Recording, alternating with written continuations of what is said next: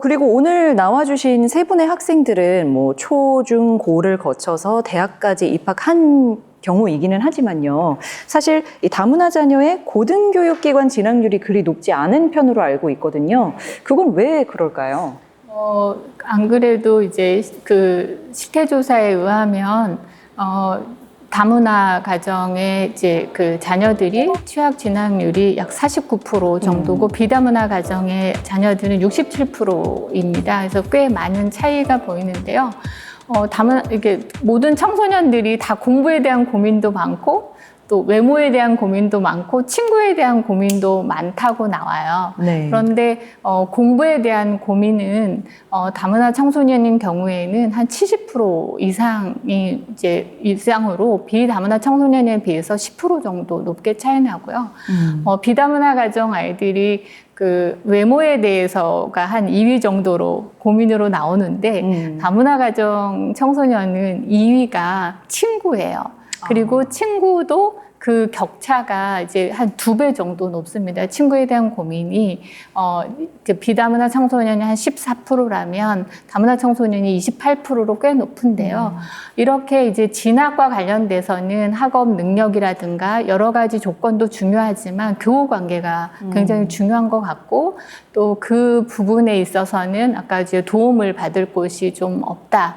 부족하다. 그런 어려움도 있고 그 도움을 받는 주체로서 또 부모나 주 양육자들인데 그런 분들도 가장 어려워하는 게 직접 청소년들 중학교 갔을 때 이제 어려우니까 학교에 가서 뭔가 정보라도 얻고 싶은데 내가 가면 우리 아이가 다문화 가정 아이라고 이렇게 또 소문나지 않을까 이런 우려 때문에 안 가기도 하고 고등학교로 갈수록 교육 과정이나 또 학교 교육 체계나 이런 부분에 굉장히 복잡한 것들이 그렇죠. 있잖아요. 네. 그런 부분에 대해서 뭔가 좀 구체적으로 파악하는 그런 게 필요한 것 같고요.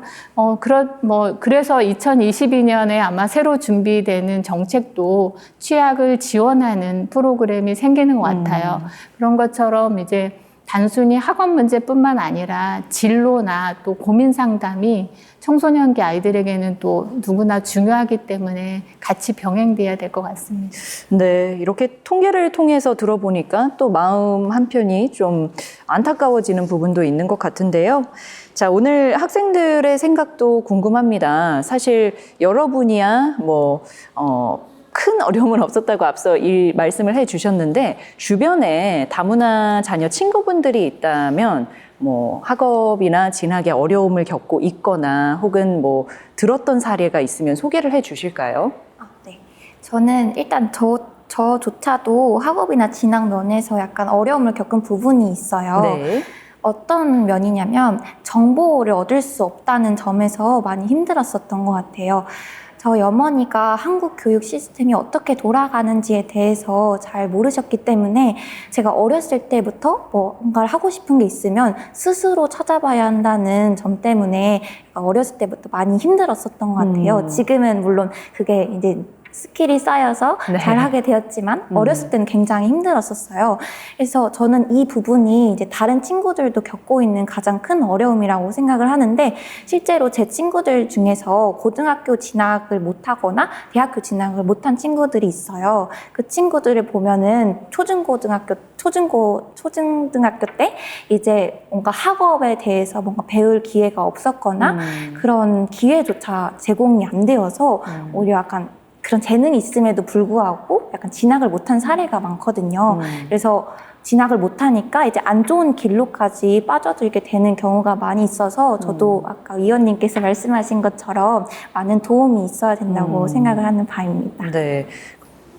영아 학생은요? 저는 좀 제가 어려웠던 것 같아요. 진학하는데 네. 좀 뭔가 보통의 한국 엄마들은 좀 학구열이 강하신데 저희 엄마는 좀 그냥 바로 취직 이런 거 생각하시고 하니까 공부를 초등학교 때 그냥 행복하게만 지냈어가지고 안 해서 나중에 중학교 때는 공부를 하면 성적이 올랐는데 고등학교 때는 공부하면 성적이 그렇게 이렇게 오르지 않아가지고 많이 힘들었던 것 같고 좀 그 초등학교 때 사교육을 받았으면 하는 좀 생각이 있었던 것 같습니다. 이렇게 나중에 고등학교 되니까 그렇게 느꼈었습니다.